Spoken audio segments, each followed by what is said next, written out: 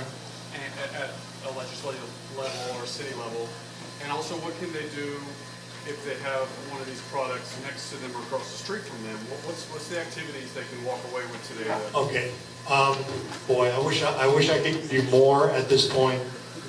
Judge us by what we do in terms of cleaning up from the law enforcement side. And, down the road you will and you should. From the civilian side, which is the legislation that we've been talking about, pay attention. In other words, when this legislative session is going on, try to get your friends, if you have some in Florida, to call their reps. You call your reps.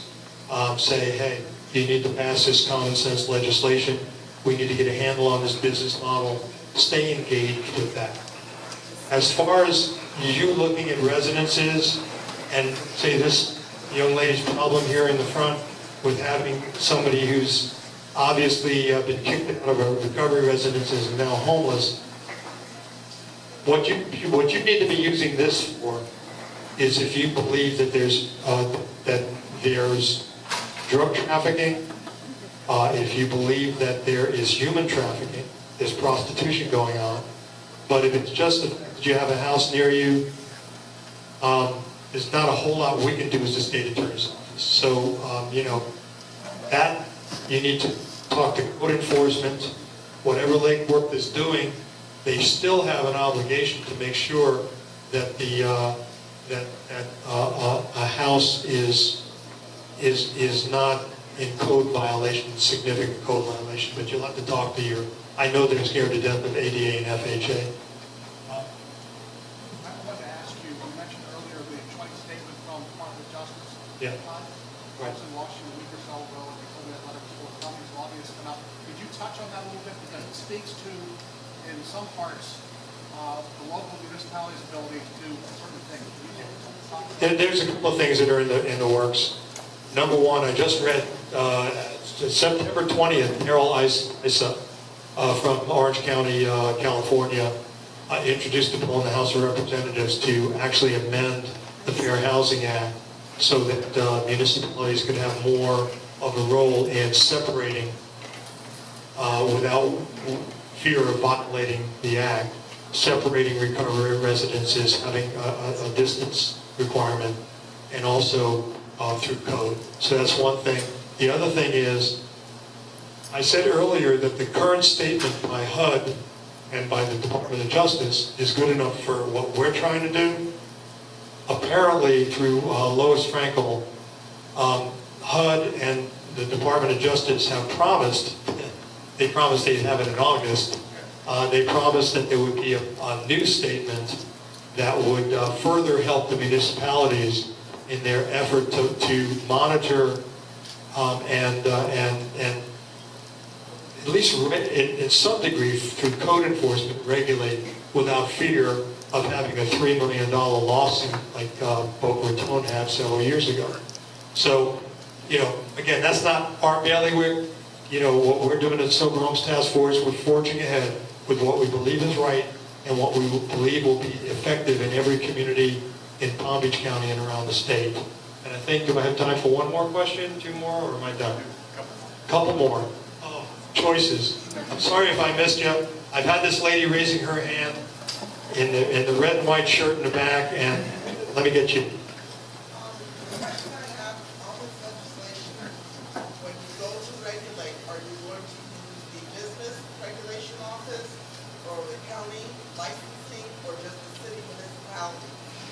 That is a big thing when you come to regulating businesses, is that they're going to be regulated from state level, the county level, the city level. So I'm curious what regulation. That's a great question. The question is, who's going to do the regulation in the proposed legislation? Let me just say a couple of things. Number one, we're trying to get these recovery residences that are in commerce certified and regulated. You can't give it to the municipalities because we're going to lose. When I say we, because the charge against the municipalities will be, you just want to shut them down. Okay? You just want to shut them down. and they're going to have to be on their dime to defend everything that they do. So where do we go? Do we go to DCF? DCF, we have, DCF is on the proviso group of the Sober Homes Task Force. And we had Valerie Allen, who's in charge of substance abuse areas of DCF. There are 450 treatment providers. I'm not talking about recovery. More than 1,000 is probably in recovery residences, but treatment providers. There are 450 in the southeast region alone in Florida. And does anybody know how many employees the DCF has to monitor 450? Any guesses? 5 is what they had before this topic started to go off the rails last session. Now they have 9.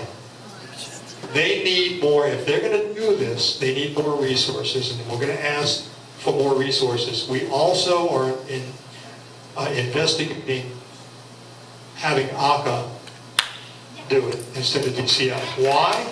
Because ACA does a great job on Agency for Healthcare Administration. And through the Department of Health, they do a great job on assisted living facilities and adult family care facilities, home. They do a great job. And that's one of our recommendations right now that's on the table, is not to have DCF, and DCF is fine with it, not to have DCF license the recovery residences that are in this commerce. We call them commercial recovery residences. Not to have DCF do it, but have ACA do it. I think that's really going to be a step in the right direction. Number 2, ACA is the Agency for Healthcare Administration. They're the ones who regulate assisted living facilities and adult family care facilities through the Department of Health. DCF is behavioral, and the legislature hates them. I'm sorry, it seems like they want to give them resources. You know what I'm doing. They need to have more. If they're not going to give DCF more resources, we have to have somebody who's actually going to be able to monitor and the licensing of these residences. Number 2, as a second set of eyes, we want to have the Florida Association of Recovery Residences certify these commercial recovery residences. Okay, there's a national organization, FARR, F-A-R-R, Florida Association of Recovery Residences, is not an association of the industry. They're apart from the industry. They're a certification group. And what our concept is, 2 sets of eyes.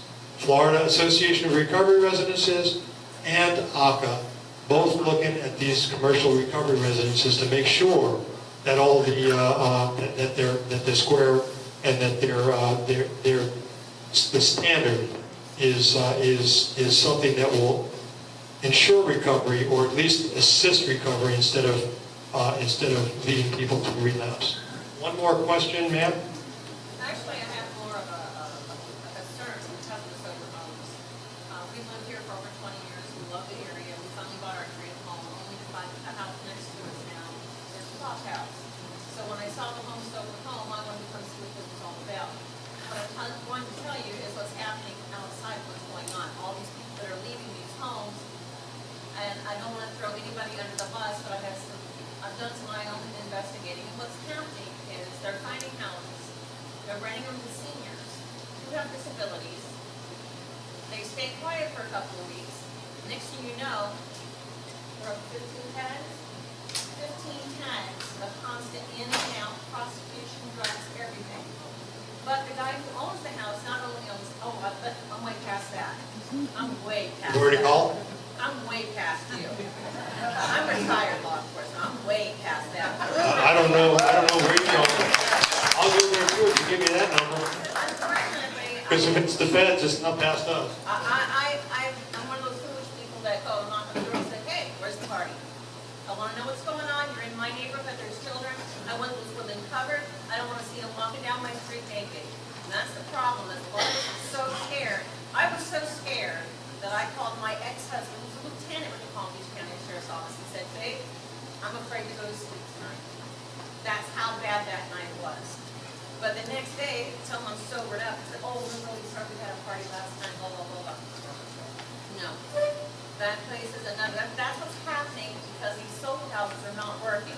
They're now coming into really quiet, dead-end residential areas where you think that this would never happen. I don't know that anybody in the Palm Beach County Sheriff's Office would agree with you knocking on the door and confronting them. No, I already got told by asking Okay. for that. That's fine. Just saying. But when you Just want saying. something, that is yours. And like this young lady over here, she's now having to be a secondary residential recovery person because she doesn't have any experience in that, but she has a heart. And she doesn't want to see someone in the street. Well, let me tell you what's next door to me, I don't carry anymore, thank God. Well, Because it's got that bad. This needs do not poo-poo this number. If you have reason to believe that there's I active. have 2 pages of taxes, give that number. Okay, good. And Ted Paddock will probably be the one answering. It's in my camera, it faces their house.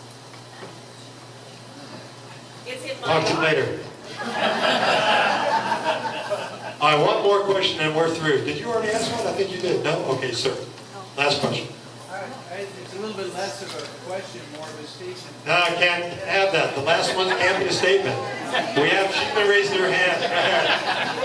We have too many statements, and I've been guilty of the most.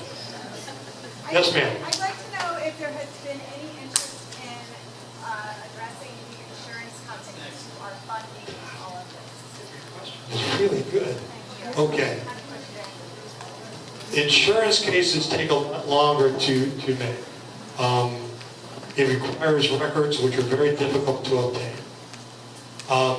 Yes, there are a number of different eyes that are looking at the insurance fraud situation, including the insurance companies themselves, including the Department of Insurance Fraud, the State Department of Insurance Fraud, including the federal entity. It's an excellent question because there's so much money in this industry that you don't even need the defraud to be making gobs of money.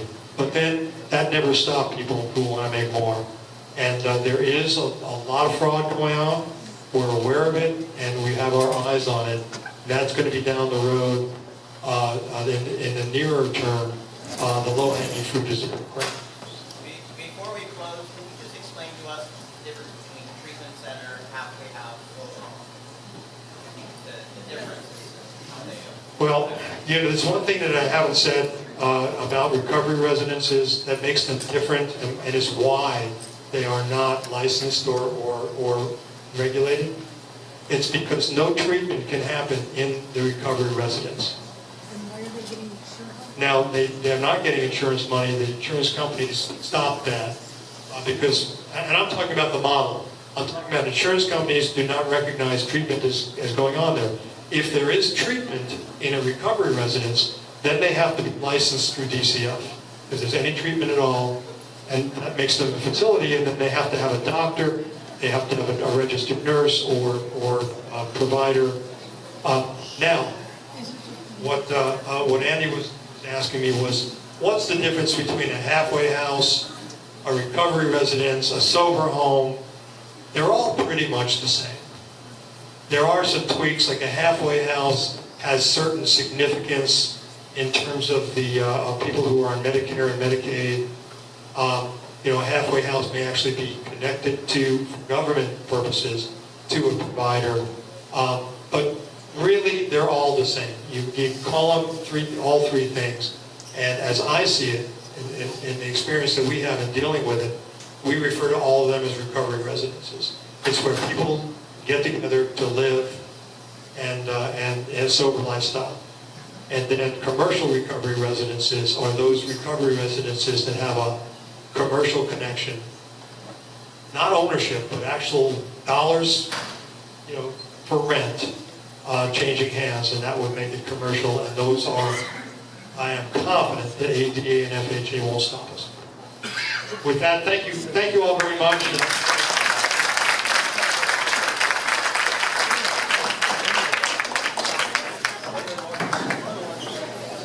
All right, did everybody get a card, or we have more cards? Just a couple things, housekeeping. Scottish Rite, thanks for letting us use the building tonight.